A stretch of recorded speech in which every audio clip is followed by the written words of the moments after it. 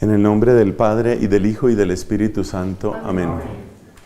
Dios te salve María, llena eres de gracia, el Señor es contigo.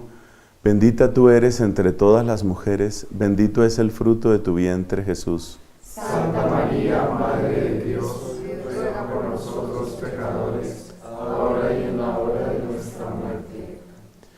En el nombre del Padre, y del Hijo, y del Espíritu Santo. Amén. Muchos hemos tomado conciencia de la importancia de la comunidad. Nos hemos dado cuenta que en toda época, pero especialmente en los tiempos en que vivimos, la comunidad es al mismo tiempo la casa, el hogar, quiero decir, el hospital y la escuela. Es decir, experimentamos, aprendemos y nos sanamos en nuestra fe en un espacio que se llama comunidad. Lo que a veces se nos olvida es que la comunidad no debemos limitarla únicamente a lo que ven nuestros ojos. Es uno de los aspectos, me parece, más ricos y más bellos de nuestra fe católica, y realmente es un pecado dejarlo perder. Entonces vamos a tener una introducción y luego desarrollaremos con la ayuda de Dios estos 6 puntos que aparecen en nuestro tablero. La introducción es lo que podríamos llamar un materialismo escondido, un materialismo larvado. La característica de ese materialismo es que nos limitamos únicamente a lo que ven nuestros ojos. Entonces voy a mostrar 3 señales de ese materialismo larvado que se ha entrado un poco en la Iglesia Católica y que es una terrible pérdida allí donde llega. Si el materialismo se mete dentro de la Iglesia, entonces las únicas obras de misericordia que importan son las obras de misericordia corporales. Es decir, que saciar el hambre de los que pasan necesidad, dar techo a los que son desplazados, recibir a los inmigrantes, todo esto se convierte en algo muy importante. Pero luego resulta que otras obras de misericordia, por ejemplo, las que tienen que ver con la oración, las que tienen que ver con la conversión, las que tienen que ver con los difuntos, esas obras se mencionan muy poco. Parece que lo único que importa es lo que se pueda contabilizar, lo que se puede registrar con nuestros ojos y hasta cierto punto lo que se puede exhibir. Hay comunidades religiosas que ya han caído en esta situación, por eso digo que no es un peligro hipotético, sino que es algo que ya está sucediendo en la Iglesia. Una segunda señal de este materialismo larvado es lo que tiene que ver con el olvido de la muerte. Si ustedes observan la actitud de muchísimos cristianos católicos ante la muerte, sigue más o menos la línea, sigue más o menos la agenda de los ateos. Eso suena muy fuerte. ¿A qué me refiero con eso? A que si la persona muere y entonces se pone como comentario en una red social, paz en su tumba, o la persona muere y se dice, bueno, murió haciendo lo que le gustaba hacer, o la persona muere y se dice, nunca te olvidaremos. Todas esas expresiones que aparecen en muchas redes sociales por parte de católicos, en realidad tratan a la persona como si hubiera desaparecido. Lo que quiero decir es, esa clase de comentarios igual las hubiera podido hacer cualquier ateo. Hay un modo de hablar que también se utiliza y que suena piadoso, pero que en el fondo es engañoso. Y eso se comete en muchas comunidades religiosas y por parte de muchos católicos y sacerdotes. Y es la expresión, llegó a la casa del Padre. Esa expresión, pues, es un deseo muy bonito, pero es que no se presenta como un deseo, sino que se presenta como si fuera un hecho. Y resulta que eso no es necesariamente cierto.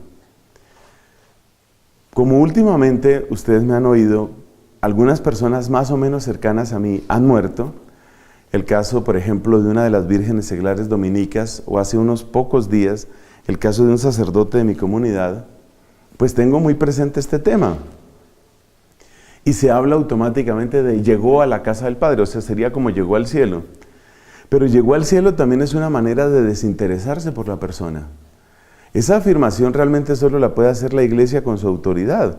Eso es lo que significa una beatificación y más propiamente una canonización.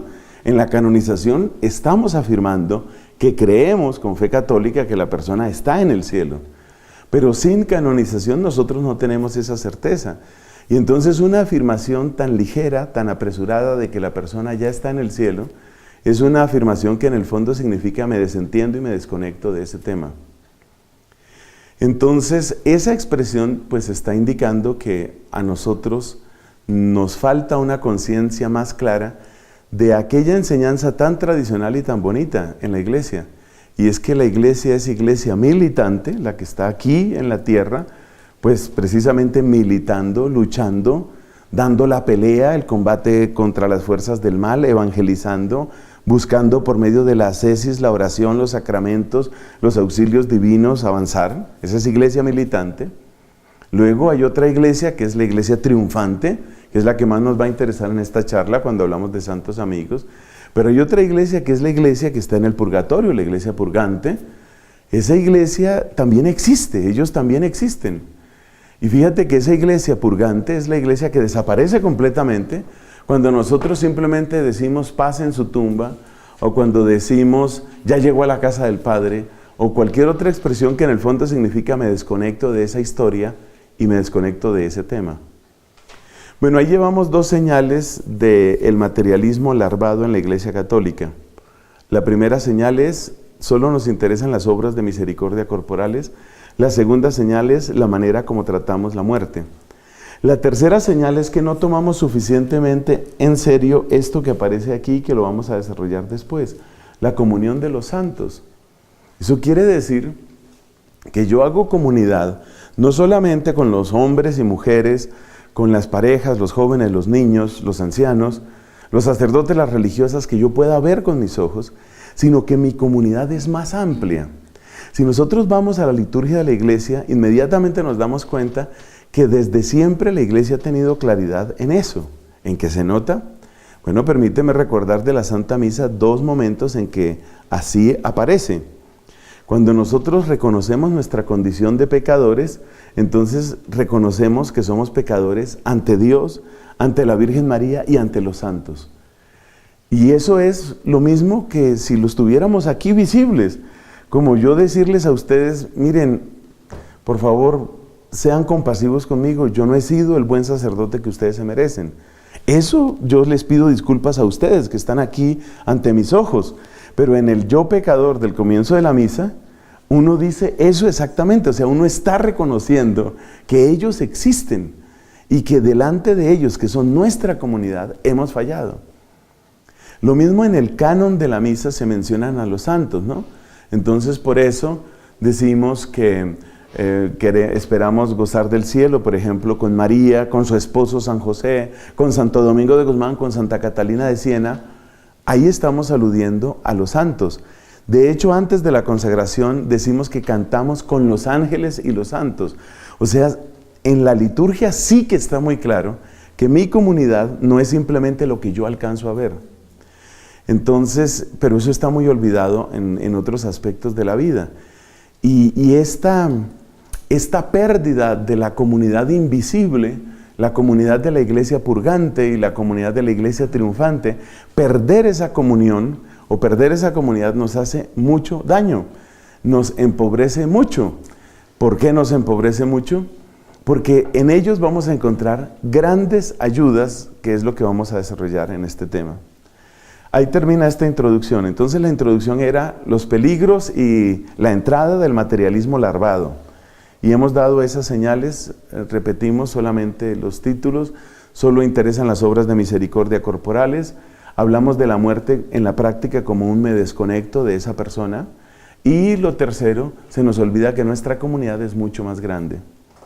Para tratar de subsanar ese error y para llevar una vida cristiana más plena, tenemos este hermoso tema de los santos amigos. Entonces vamos, de aquí en adelante seguimos con nuestro tablero. Primer punto, amor y santidad. La santidad la definía Ignacio de Loyola como una plenitud en el amor y en la virtud. Santidad es amor y virtud. Amar mucho a Dios, practicar la virtud, eso es santidad. Jesucristo también insiste en el amor. De hecho, presenta toda la perfección en el amor a Dios y en el amor al prójimo. Esos son los dos mandamientos importantes. Esto es clave porque nos da una ruta específica para la santidad. A medida que crece nuestro amor a Dios y a medida que crece nuestro amor al prójimo, estamos realmente acercándonos al misterio de la santidad. Pero hay que ver cómo se relacionan estos dos amores, el amor a Dios y el amor al prójimo. Porque no todo amor al prójimo, esta es otra información que no la va a escuchar usted en muchos sitios. No todo amor al prójimo es amor cristiano. El amor cristiano es el amor al prójimo en razón de Dios. Amor al prójimo en razón de Dios. Es decir, estos dos amores en realidad son un solo amor. Yo amo a Dios y luego amo al prójimo en razón de Dios. Y ahí está la santidad. ¿Y en qué consiste amar al prójimo en razón de Dios? ¿Qué quiere decir eso? ¿O a causa de Dios? ¿Qué quiere decir eso? Quiere decir que yo amo al prójimo porque es una obra preciosa, es una historia preciosa del amor de Dios. El mismo amor que ha obrado en mí, amor de Dios, está obrando en ti. Y ese amor que está obrando en ti, yo quiero que dé su pleno fruto. Yo quiero que no se quede en la mitad. Entonces, amar al prójimo es ayudar con nuestros ejemplos, consejos, auxilios, ayudar a esa persona para que la historia de amor, porque cada persona es una historia del amor de Dios. Entonces, amar al prójimo, ¿qué es? Amar al prójimo no es me cae bien, o amar al prójimo no es simplemente yo le doy una ayuda, sobre todo si la limitamos a una ayuda material. Amar al prójimo es empujar hacia Dios esa historia de amor. Cada ser humano es una historia de amor. Donde mejor se nota esto, me parece a mí, es en el sacramento del matrimonio. Es demasiado hermoso el modo como se conectan amor a Dios y amor al prójimo en el sacramento del matrimonio. Porque de lo que se trata es de un hombre que ama profundamente a su esposa y quiere que esa historia de amor, la de Dios con esa mujer, llegue a su plenitud. Entonces, él es el primero que quiere colaborar para que ella avance, para que ella camine en su propio camino. Y lo mismo ella con respecto a él. Es algo hermosísimo. Entonces, la santidad, para culminar este punto, la santidad consiste básicamente en el amor, pero no es cualquier amor. Es amor a Dios y es amor al prójimo.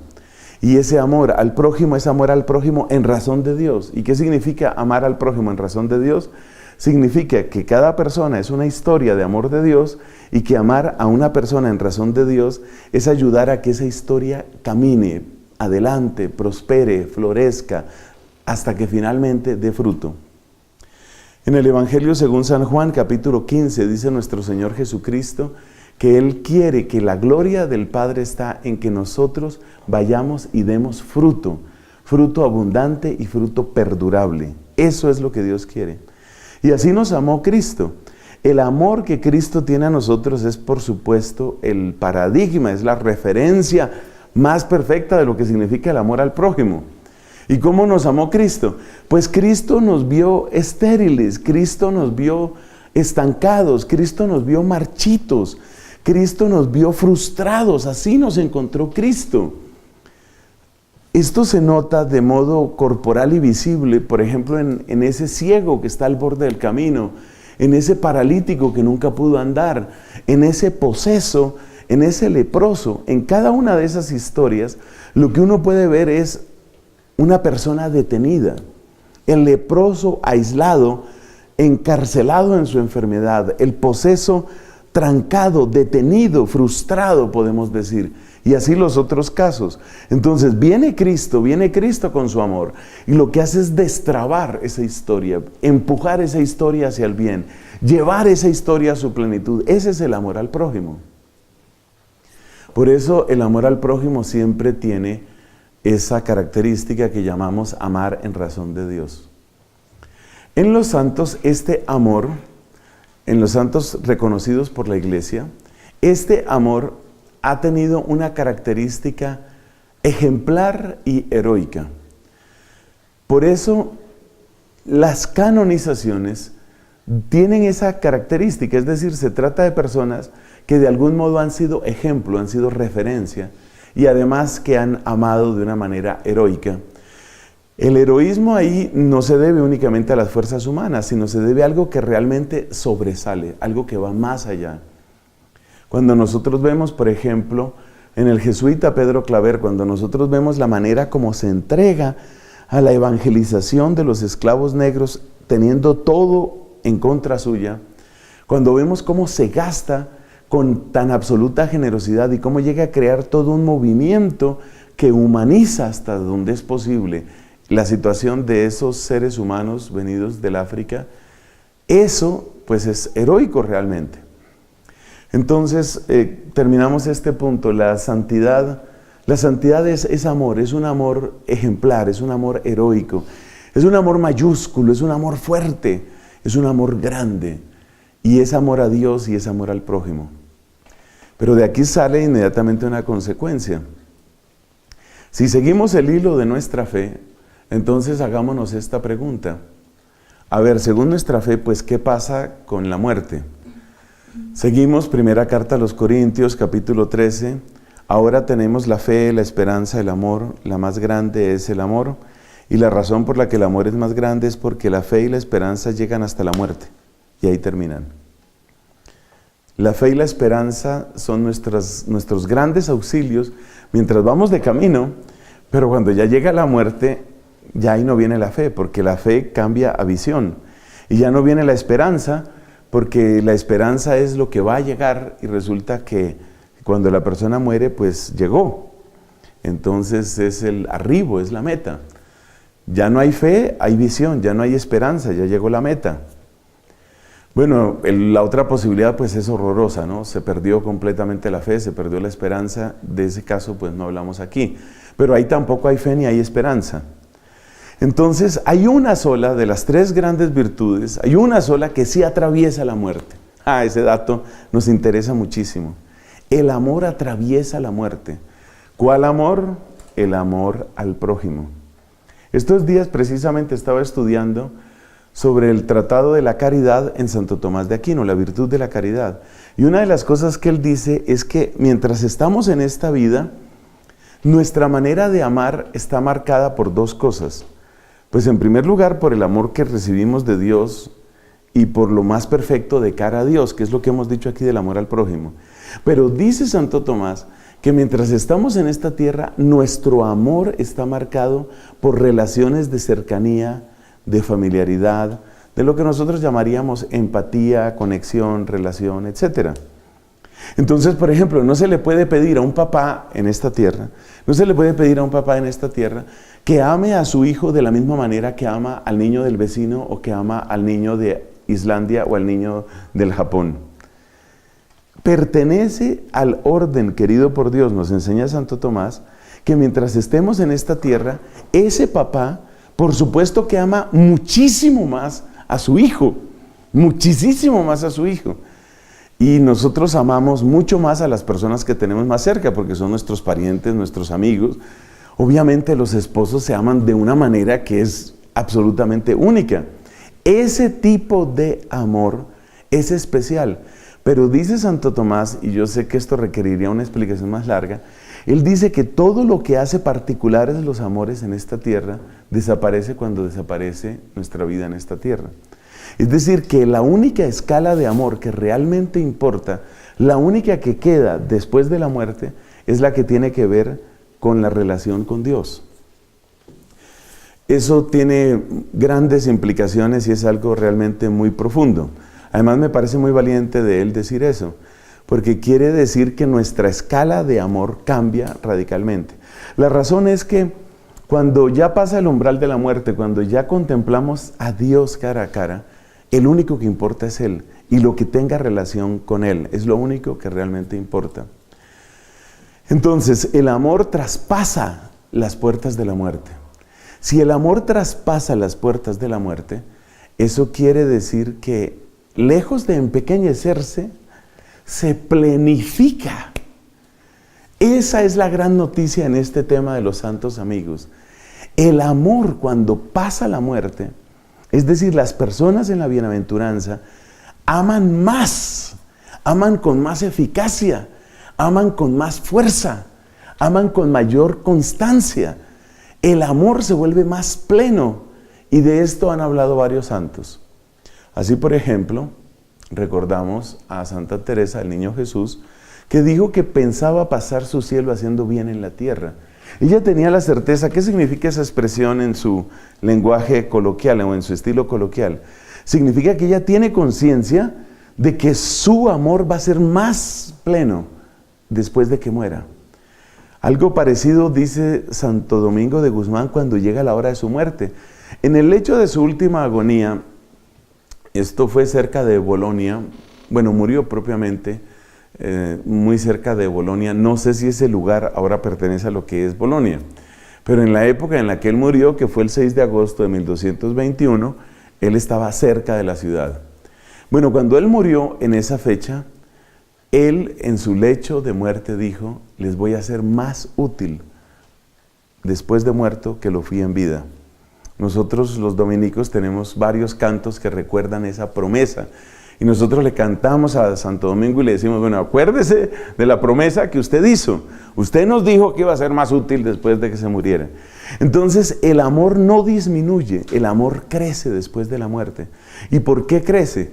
Porque todos los condicionamientos que teníamos en esta tierra, todos desaparecen. O sea, la misma idea que dijo Santo Tomás. Como desaparecen los condicionamientos que teníamos en esta tierra, entonces el amor alcanza dimensiones absolutamente universales. Ese amor es inmenso, ese amor es muy grande, ese amor es más constante. Esto es tan cierto que usted puede recordar que el mismo Señor Jesucristo dijo la siguiente frase: les conviene que yo me vaya. Esa frase a mí me da escalofrío. Que Cristo, siendo quien es, el Dios encarnado, diga esa frase. Y lo dice en primer lugar porque su muerte pues es la que iba a abrir la puerta del cielo para que viniera a nosotros el don del Espíritu Santo. Pero también la dice por otra razón. Y es porque a través de los sacramentos, sobre todo a través de los sacramentos, pero en realidad allí donde haya caridad cristiana también sucede lo mismo, sobre todo a través de los sacramentos, ahora Cristo puede tocar con su realidad corporal, no a uno, ni a dos, ni a 1000, ni a 1.000.000, sino a millones de millones. Es decir, la muerte hizo más perfecto el amor que ya era perfecto en Cristo. Y esto se nota en los sacramentos. Recuerde la frase de San León Magno: lo que era visible en Cristo ha pasado a los sacramentos. De modo que los sacramentos hacen que lo corporal de Cristo llegue a cada uno de nosotros. Con alguna frecuencia lo recuerdo y me conmueve mucho en la Santa Misa, porque cada vez que damos el cuerpo de Cristo es Cristo tocando, bendiciendo, sanando, amando, si lo quieres decir en un lenguaje místico, besando a cada uno de sus renacidos por el agua y el Espíritu. Entonces, el amor no disminuye, sino que crece y se hace más eficaz y tiene menos limitaciones. Bueno, ahora pasemos a este segundo punto. ¿Qué entendemos por comunión de los santos? Es uno de los artículos del credo.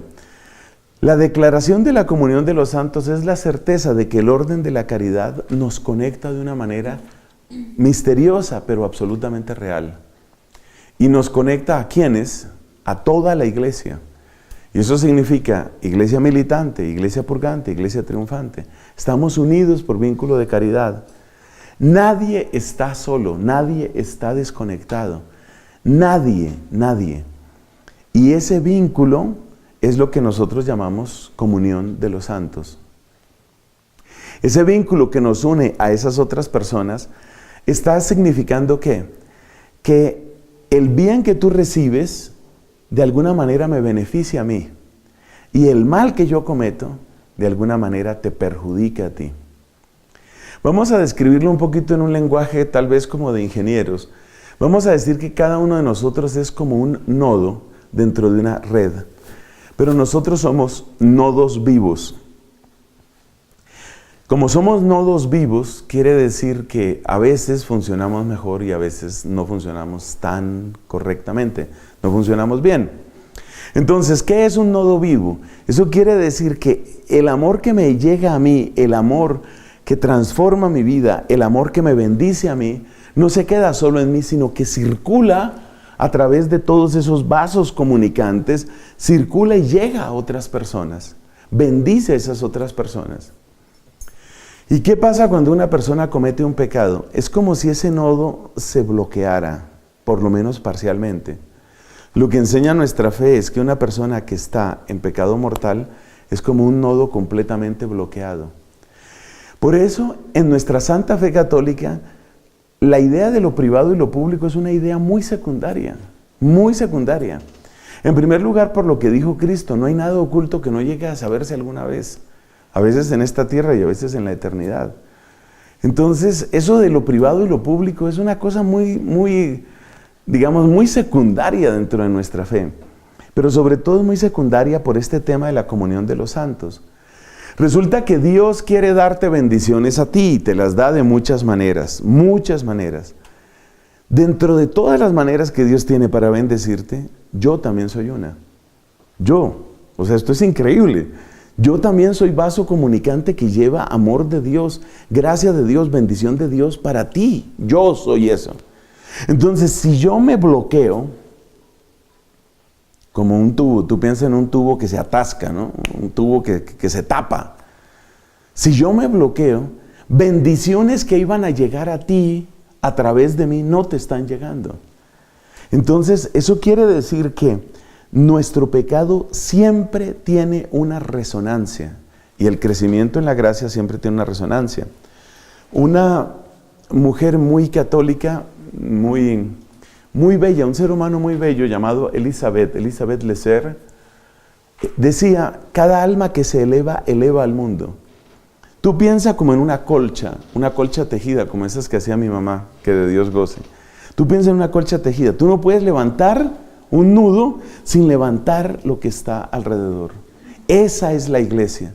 Y tú no puedes hundir un nudo sin hundir un poco a las otras personas. Y una señal muy interesante de esto es que si tú te das cuenta, los más grandes santos han acontecido en épocas de mucha fuerza de la iglesia y usualmente en familias profundamente creyentes. O sea, es inconcebible que una persona pueda ser doctora de la iglesia antes de los 24 años de edad y pueda dar tanta sabiduría y tanto testimonio y tanto delicioso perfume a la iglesia. Estoy hablando de Santa Teresita, claro. Es inconcebible que una persona pueda dar todo eso si tú la imaginas naciendo de un papá borracho y de una mamá adicta al juego o qué sé yo. Ella necesitaba eso. ¿Eso qué quiere decir? Que de alguna manera Santa Teresita es la culminación de muchos amores. Mirar a la iglesia como una realidad que no es individual, eso es lo propio del protestantismo, ¿no? Dios me obró en mí y yo conocí al Señor y el Señor me cambió a mí, yo por eso sé que eso es verdad, y Dios y yo y Dios. No, la perspectiva bíblica real es comunitaria siempre, siempre. Dice San Pablo, cuando un miembro sufre, todos sufren con él. Eso es muy impresionante. Es decir, lo mismo que Dios nos libre. Una infección, si la infección empieza en el pie, no es simplemente, el pie está infectado. No, eso se riega. Y cuando yo me alimento, no es únicamente mi estómago se alimentó, no, de ahí llega a todas partes. Y el corazón trabaja no solo para sí mismo. Y las manos defienden no solo a las manos. Si voy caminando, me resbalé y me caí, las manos se van a lastimar. ¿Y se lastiman por qué? Por mi cara, por mis ojos, por mi cerebro. Eso es lo propio, o sea, somos cuerpo, 1 Corintios 10, somos cuerpo.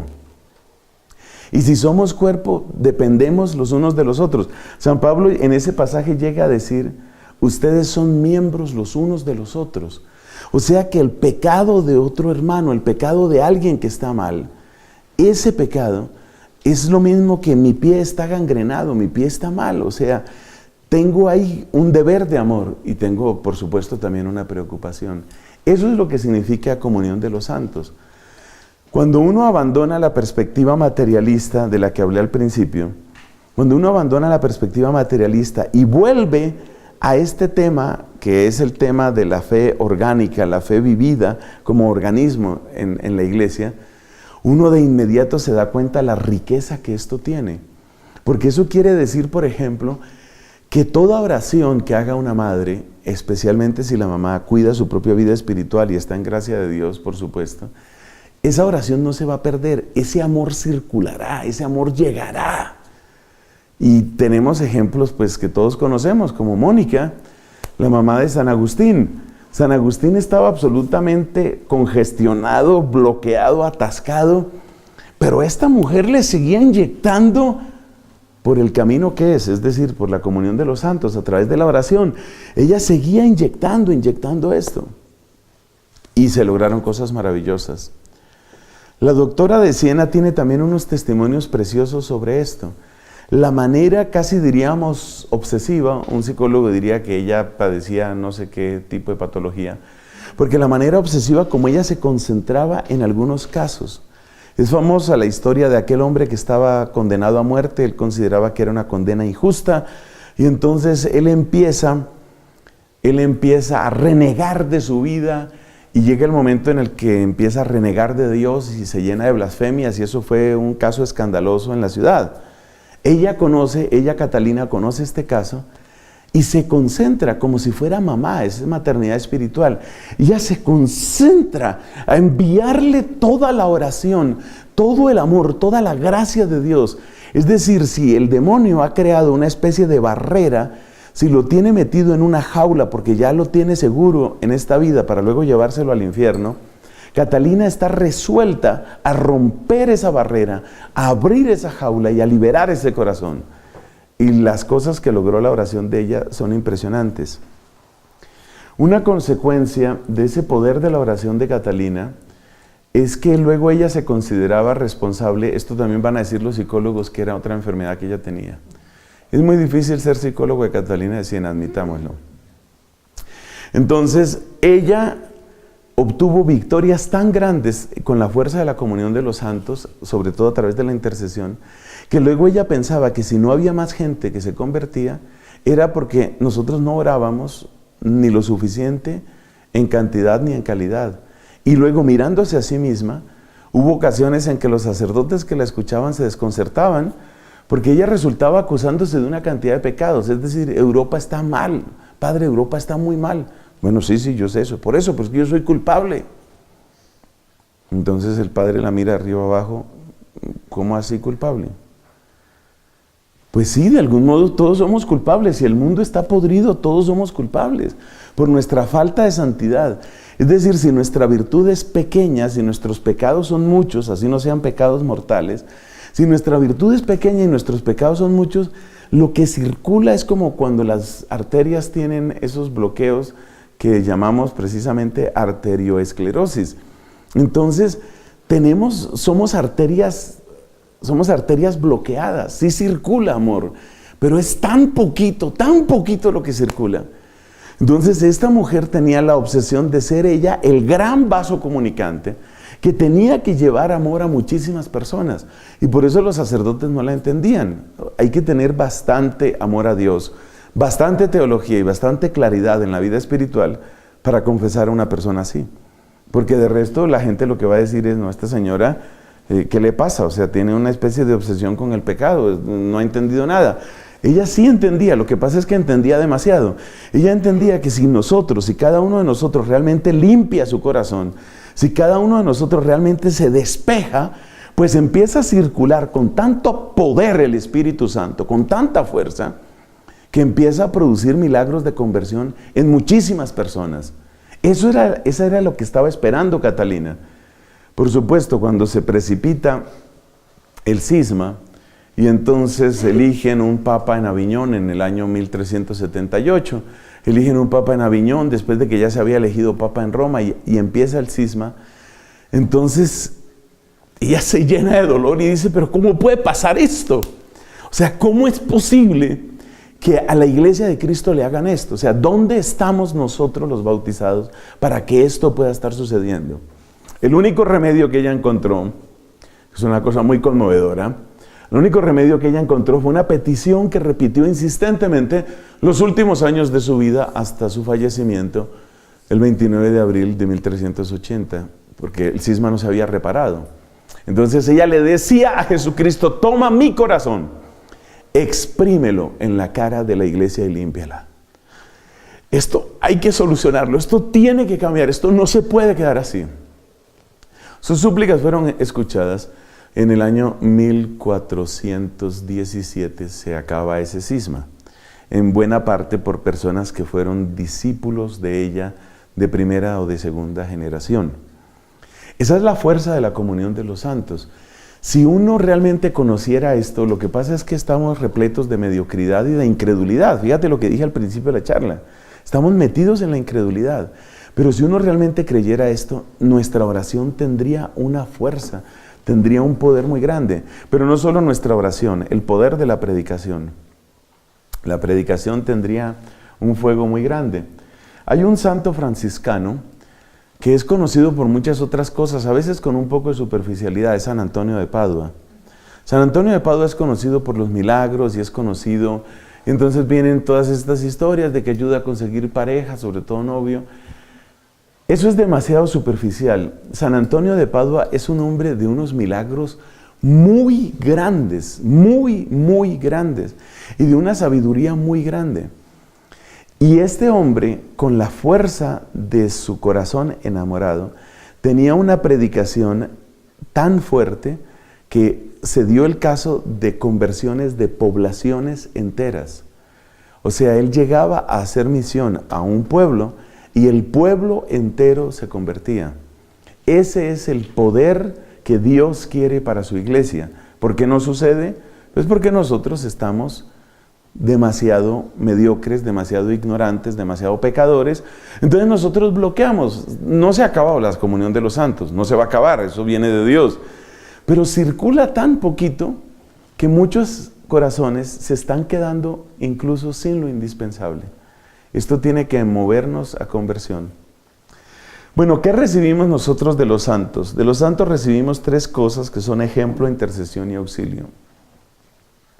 Ejemplo porque son seres humanos como nosotros. Dios le decía a Catalina, ni el sol era más sol, ni el agua era distinta en aquella época. Es decir, ellos se alimentaron de lo mismo, ellos tuvieron días de 24 horas, ellos tuvieron tentaciones, el mismo demonio que los acosa a ellos o los acosó a ellos, es el que puede perseguirnos o tratar de hacernos hundir a nosotros. Y muchas veces lo que uno puede decir es que las persecuciones y pruebas que ellos soportaron son mayores que las nuestras. O sea, ya no toca decir que están sufriendo o que sufrieron lo mismo, sino muchas veces sufrieron más, muchísimo más que nosotros. Entonces se convierten en verdadero ejemplo. Nos ayudan con la fuerza de su oración. Esto es lo que decimos aquí con la intercesión. Pero hay una tercera palabra que durante años yo la mencioné muy poco y fue Don Bosco el que me hizo caer en cuenta de esto. Ustedes saben que la gran devoción de Don Bosco a la Virgen era María Auxiliadora. Bueno, ¿de dónde viene esa expresión de auxiliadora? Auxiliadora quiere decir que no solo ruega por mí, sino que ella hace algo. De inmediato se levantan las alarmas y cómo así que ella hace algo y en fin, ¿y dónde está la base bíblica y teológica de eso? ¿Y cómo se va a decir que ella hace algo? Bueno, te voy a contar de dónde viene. Si tú miras en la Sagrada Escritura, hay una expresión que ha sido muy olvidada, entre otras cosas, por las discusiones con los cristianos no católicos. Eso nos ha hecho mucho daño. Mire, esta es una razón para rezar mucho por el tema del protestantismo. Es decir, yo por supuesto no tengo nada personal contra ellos, pero el daño que le ha hecho a la iglesia la Reforma Protestante es brutal. Brutal sobre todo porque empezamos a olvidar. Demasiados temas pasaron al olvido. Esto nos ha hecho muchísimo daño. Entonces, ¿a qué me refiero con el tema del auxilio? La frase de San Pablo es una frase muy clara. Si nosotros sufrimos con Él, ¿qué sucede? Reinaremos con Él. Reinaremos. Yo entré por primera vez a ese tema una vez preparando unas catequesis sobre el Santo Rosario. Preparando las catequesis sobre el Rosario, Pues ustedes saben que en el rosario tradicional se habla de la coronación de la Santísima Virgen como reina. Y entonces, tratándose de la coronación de la Virgen y de María reina, pues obviamente entonces los protestantes tratan de darle la peor interpretación posible a esa frase.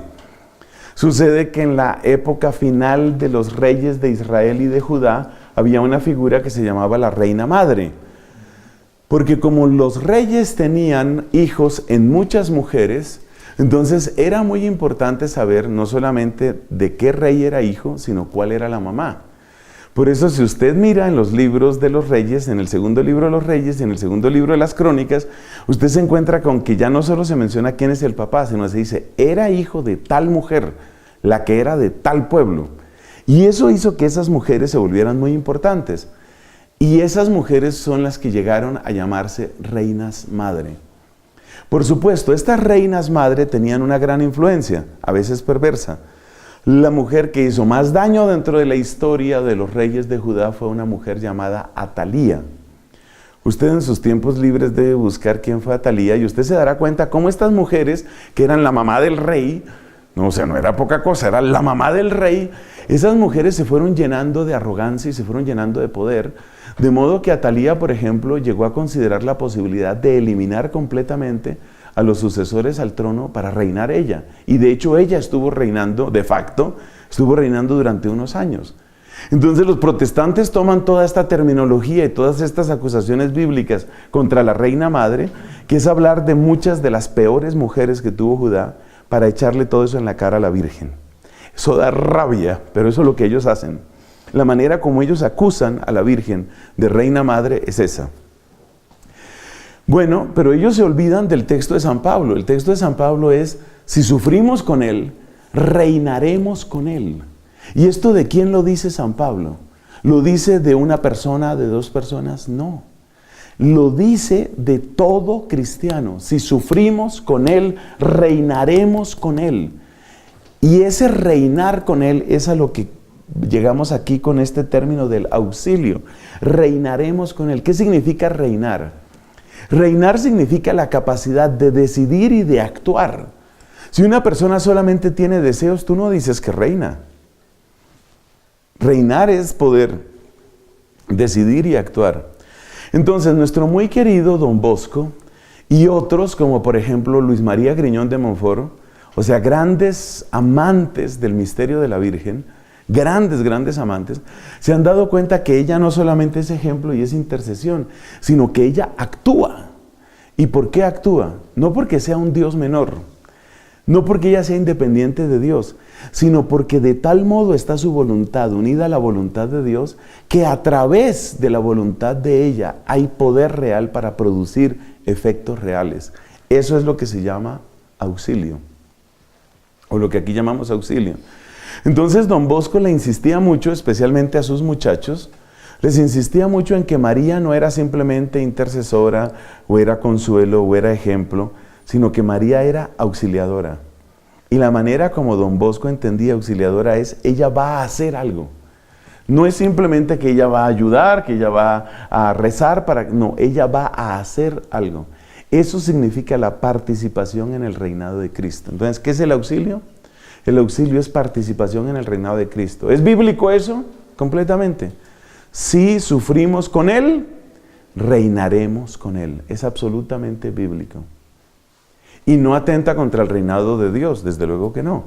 Más bien lo que significa es que a medida que nuestras voluntades se funden con la voluntad divina, nuestras voluntades adquieren una fuerza, adquieren un poder muy grande. Que eso es exactamente lo que encontramos ya en los Hechos de los Apóstoles. Desde los primeros milagros lo que vemos es que esta gente tiene una fuerza que viene de Dios. No hay una oposición entre el querer del apóstol y el querer de Dios, sino que el querer de Dios actúa a través del querer del apóstol. Pero fíjate el verbo que utilizo, actúa. Entonces hay que creer en que los santos, ya aquí me estoy refiriendo obviamente a los santos que están en la gloria del cielo, hay que creer que los santos son ejemplo, intercesión y auxilio.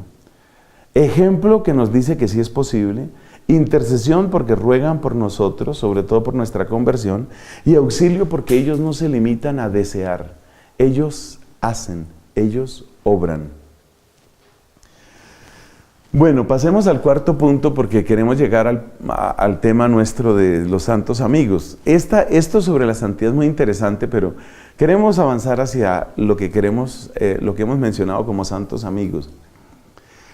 Perfección objetiva y conexión intersubjetiva. Es nuestro cuarto punto. Mientras uno está en la gloria del cielo, a ver, ¿cómo es que tengo que hablar?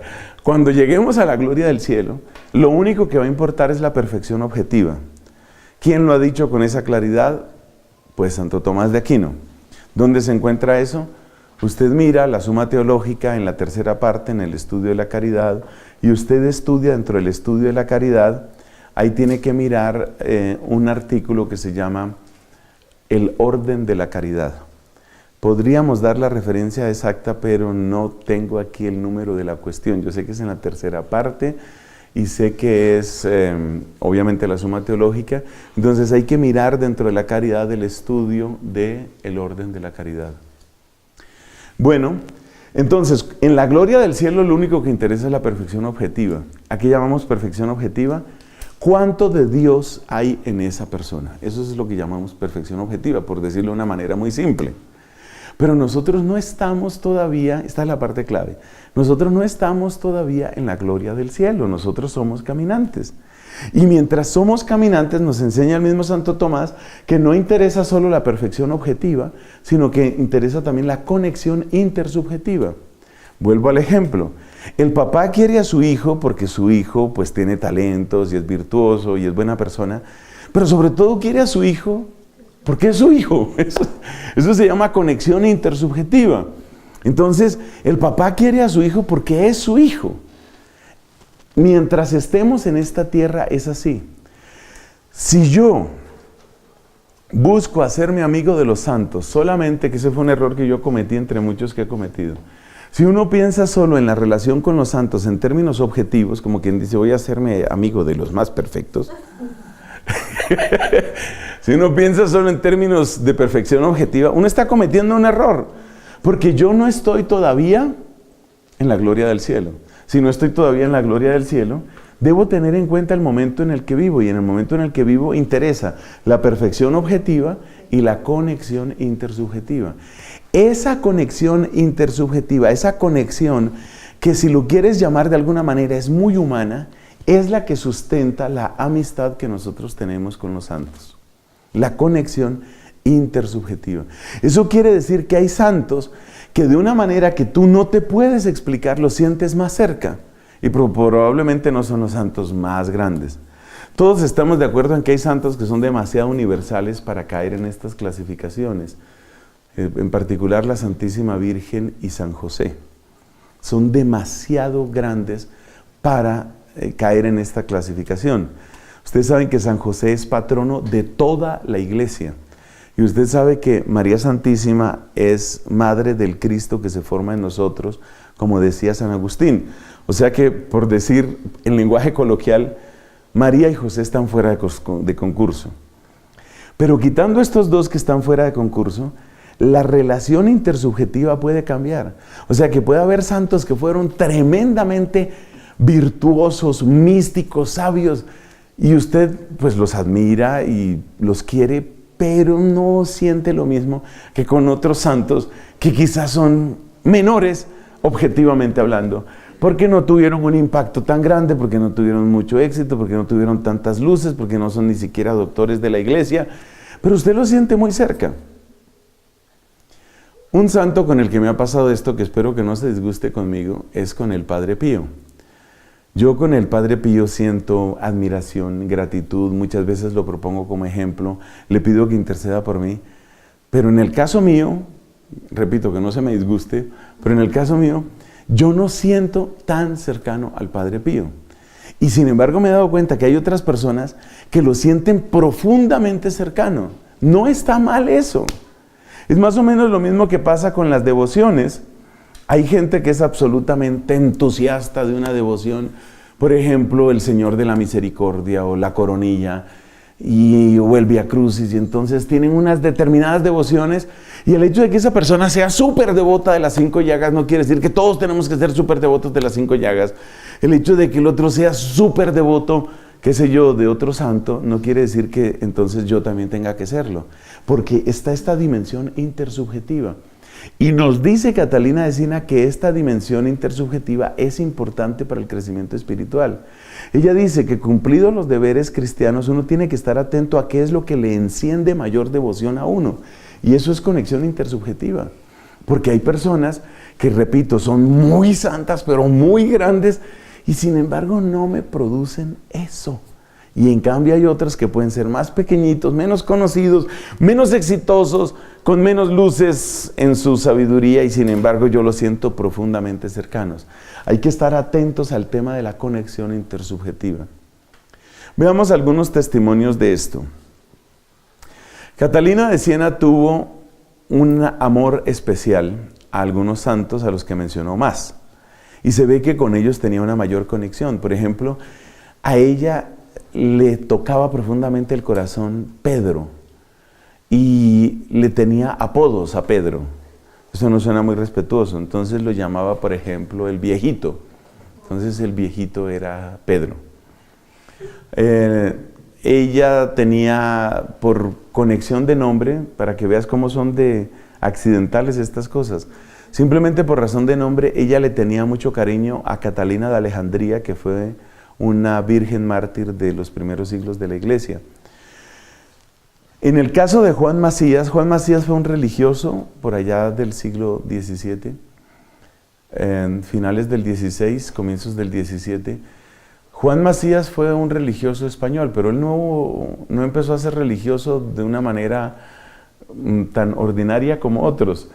Resulta que él era pastor en una zona bastante árida, que históricamente pues ha tenido bastantes dificultades, y más muchos la consideran relativamente pobre en España, que es la región de Extremadura. Yo no sé si esa dureza tiene que ver precisamente con lo que estamos diciendo. Entonces, Juan Macías era de Extremadura y él era pastor allá. Y resulta que se le apareció un personaje. No son muchas las apariciones de santos más allá de la Virgen.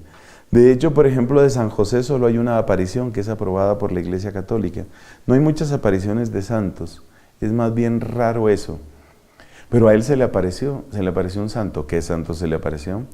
San Juan Evangelista. Y Juan Evangelista, que se le apareció en los campos de Extremadura, se convirtió en su gran amigo. Es uno de los ejemplos más notables de santos amigos. Se convirtió en su gran amigo. Obviamente, pues me imagino que Juan Macías tomaría las precauciones de prudencia que vienen del caso, porque uno podría estar teniendo alucinaciones o podrían ser engaños del demonio. Pero en el caso aquí, todo se fue comprobando. Y una cosa que le dijo Juan Evangelista fue: mira, tu vida va a cambiar. Tu vida tiene que cambiar y tu vida va a cambiar. Pero no es que Juan Macías fuera una persona que estuviera en pecado. De hecho, su corazón era muy puro y muy humilde, y él era muy orante. O sea, no es que él estuviera metido en el pecado, pero Juan Evangelista le dijo que su vida iba a cambiar y le dijo que él tenía que viajar. O sea, tú imagínate un pastor de ovejas en una zona pobre de Europa, y le dice: tienes que viajar.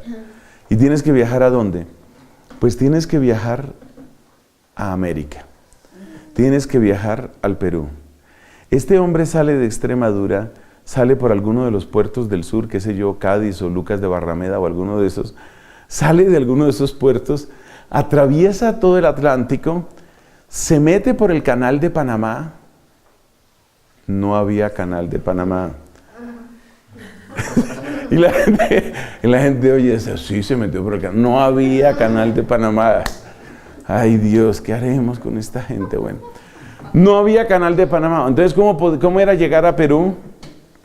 Había que dar toda la vuelta por Brasil, Argentina, y luego subir por Chile hasta llegar a Lima. Era un viaje bastante largo. O sea que hay que agradecer bastante que exista el canal de Panamá en esas circunstancias. Entonces este hombre llegó allá a Lima. ¿Y por qué llegó a Lima? Porque su amigo le dijo que ahí estaba su santidad, que la santidad suya iba a ser en Lima. Y entonces él da semejante vuelta. ¿Para qué? Da semejante vuelta para entrar a un convento de dominicos como religioso. Él no fue sacerdote. Y se dedicó a las obras de caridad y se dedicó a la oración. Fue amigo personal de San Martín de Porres. En una época en Lima vivían 3 santos. Vivía Martín de Porres, vivía Juan Macías y vivía una mujer llamada Rosa de Lima.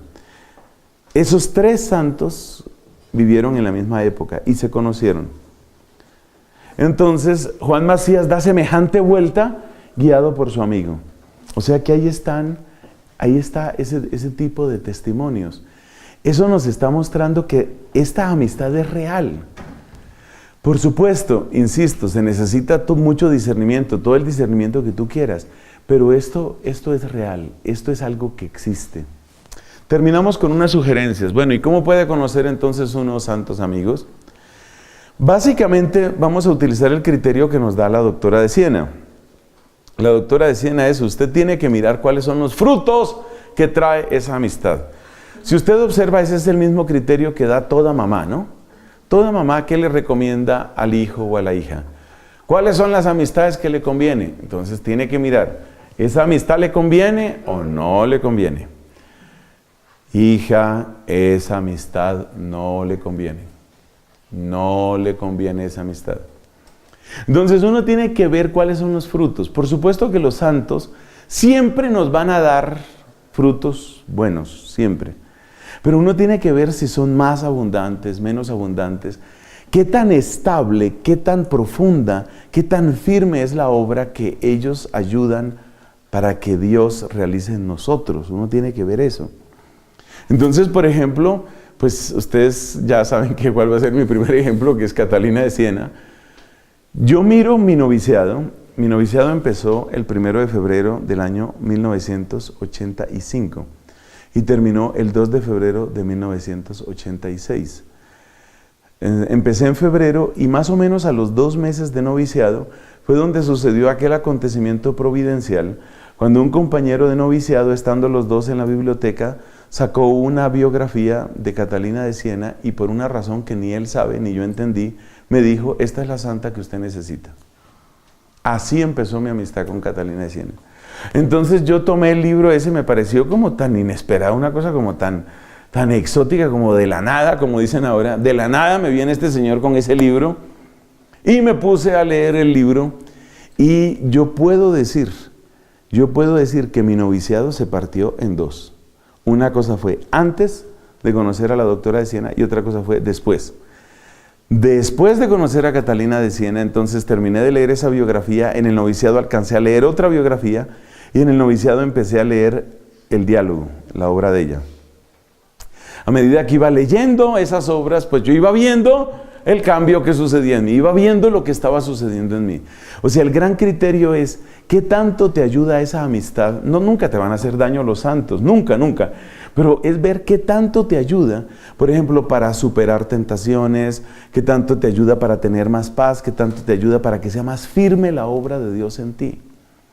Entonces, ¿cómo se acerca uno respetuosamente a nuestros amigos y hermanos los santos? Uno se acerca a través de sus biografías. Hay cosas que hacen que uno no simplemente se informe, sino que uno conecte. Eso fue lo que yo sentí con Catalina. Cosa que me parece extraña, o sea, ella vivió en la Edad Media, no es hombre, es mujer, sus primeras experiencias místicas empiezan en la infancia, ese no es el caso mío. O sea, nos distancian muchas cosas, pero ve tú a saber qué hace que uno sienta esa conexión. Eso se parece mucho a la manera como surgen los noviazgos o como surgen los noviazgos. Las amistades o los noviazgos, quise decir. Es difícil explicar qué es lo que uno encuentra de tan simpático en los amigos de uno, es difícil. O simplemente uno dice, no, me gusta la manera de ser, o sea, me gustan los chistes que hace, la manera como se ríe, la manera como se comporta. Y claro, la gente que está afuera no entiende, pero ¿qué le vio a ese tipo? ¿Qué le pudo ver a esa mujer? Nadie entiende. Pero ellos sí saben que eso es así. Entonces uno tiene que saber que esto no es predecible, pero que existe, existe. Y entonces usted se acerca a la biografía, usted se acerca a los escritos, usted se acerca a las devociones, por ejemplo, pidiendo la intercesión de ellos, y usted empieza a experimentar cosas, y usted se va dando cuenta de lo que está sucediendo. Y a medida que esa amistad va profundizando, entonces usted hace que esa amistad sea un poco más robusta y por lo tanto más fecunda. La palabra testimonio aquí, ¿qué significa?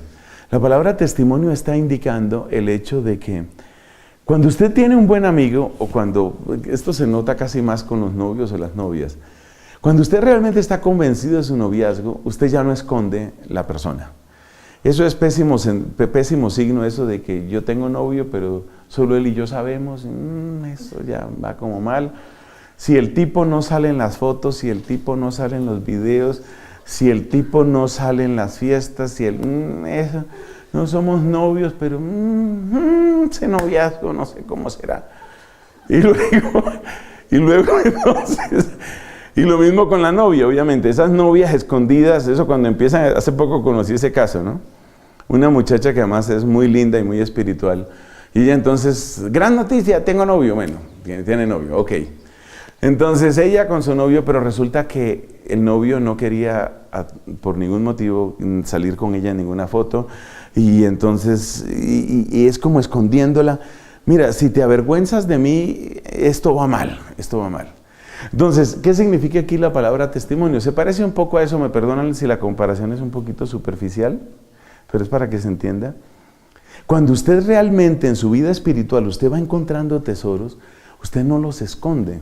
Entonces usted se da cuenta que la persona habla con gusto, habla con cariño de eso que ha encontrado. Entonces usted descubrió a Francisco de Asís y lo siente súper cerca y usted está contento. Obviamente no va a hablar de eso ni a todas las personas, ni a todas horas, ni es exactamente lo mismo que un novio o una novia, pero en el momento apropiado usted habla de eso y habla con cariño y trata de difundir la devoción y usted se siente bien en eso. Ese sentirse bien no es superficial, es algo profundo, es una conexión que realmente es una conexión de corazones, una conexión de corazones. Usted sabe, por ejemplo, que San Pablo tuvo una conexión muy especial con los filipenses, que en algunas cartas los llama los de Macedonia. Los de Macedonia son los filipenses, la comunidad de Filipos. Y él tuvo muchas comunidades, él escribió a muchas comunidades, pero los filipenses eran caso aparte. Los filipenses son especiales conmigo, yo quiero a los filipenses, ellos me quieren. Eso es normal. La misma doctora de Siena también, cuando hace sus oraciones, usted lo puede ver en el libro de ella, en las oraciones usted ve que ella hace unas oraciones súper universales, más o menos por la conversión del universo, que Dios preserve a este papa y todos los papas, por todos los sacerdotes, pero después de que ha hecho todas esas oraciones, varias veces añade, y también te pido, estas son sus palabras textuales, y también te pido por aquellos a los que me has concedido querer con un amor especial. O sea que había gente que ella la sentía más cerca, había gente que tenía más conexión con ella, y eso es normal. Entonces, en resumen, usted se acerca a la biografía, usted se acerca a los escritos, usted practica alguna devoción, usted se oye cuando está hablando de este santo o de esta santa y usted empieza a ver si ahí hay un camino. Las ventajas, los frutos espirituales que van a salir de ahí son muy grandes y no tengo que repetirlos porque son los que tenemos aquí. Usted va a encontrar ejemplo, intercesión y auxilio. Y usted puede tener certeza de una cosa, exactamente lo mismo que su ángel de la guarda, exactamente lo mismo, los santos amigos solo tienen un interés en nosotros, que lleguemos junto con ellos al cielo. Y eso sí es ser amigo. Eso es ser verdaderamente amigo y eso es lo que ellos quieren con nosotros. Quiero contarles que hay ocasiones en que los santos salen a nuestro encuentro. Eso no está escrito aquí, eso no quedó escrito aquí, pero esa es otra historia, eso también sucede. Pues ya les mencioné que Juan Macías no tuvo iniciativa de buscar a Juan el Evangelista, sino que fue Juan el Evangelista el que se manifestó por permiso de Dios y deseo de Dios, se le manifestó a Juan Macías. O sea que a veces la iniciativa también viene del cielo. En esto también hay que creer. O sea, uno no va a ser supersticioso, ni va a ser ingenuo, ni va a ser tonto, pero yo he aprendido con los años que Dios se vale también de esas cosas. Por ejemplo, alguien te habla de un santo y luego otra persona que no tiene nada que ver te habla del mismo, y luego otra persona que no tiene nada que ver te habla del mismo, y no es un santo tan conocido como decir un Francisco de Asís o un Martín de Porres. Y llega el momento en el que tú dices, bueno, pero ¿qué está pasando aquí? Dios también se puede valer de esas cosas. Termino con un breve testimonio personal, que es lo que a mí me sucedió con Romualdo. Resulta que yo empecé a sentir un soporte psicológico, emocional y espiritual muy fuerte en mi labor misionera. Ustedes me conocen 2, a veces 3, incluso 4 veces al mes salgo a misionar. Eso supone unos continuos cambios de lugar, de escenario, de personas, por no hablar de cosas más superficiales como decir la cama, la comida, el descanso, los horarios, el cambio de hora o cosas parecidas. Entonces yo empecé a experimentar una fortaleza, una fuerza que yo decía esto, pues yo sé que hay gente que me quiere, hay mucha gente que reza por mí, pero es que hubo un cierto momento en mi labor misionera en que eso se volvió muy fuerte. O sea, yo sentía que todos esos cambios de alguna manera no me afectaban y sigo sintiendo que eso es así, que es demasiada la fortaleza, eso no viene de mí, que esa fortaleza, ahí hay un auxilio, yo sentí ese auxilio. Ahora, yo sé que la gente reza por mí, pero la gente lleva rezando por mí hace mucho tiempo. O sea, yo noté un cierto momento en el que las cosas estaban cambiando. Además otra cosa que noté, es que no solo había este fortalecimiento interior, sino que había una invitación a limitar al máximo lo que eran actividades sociales o puramente de distracción o cosas parecidas en la labor misionera. Era como si alguien me estuviera susurrando al oído, mira, más bien quédate el mayor tiempo posible, quédate en tu habitación donde estés hospedado, quédate en tu habitación, trabaja en lo tuyo, céntrate, haz oración ahí, pero como un mensaje permanente.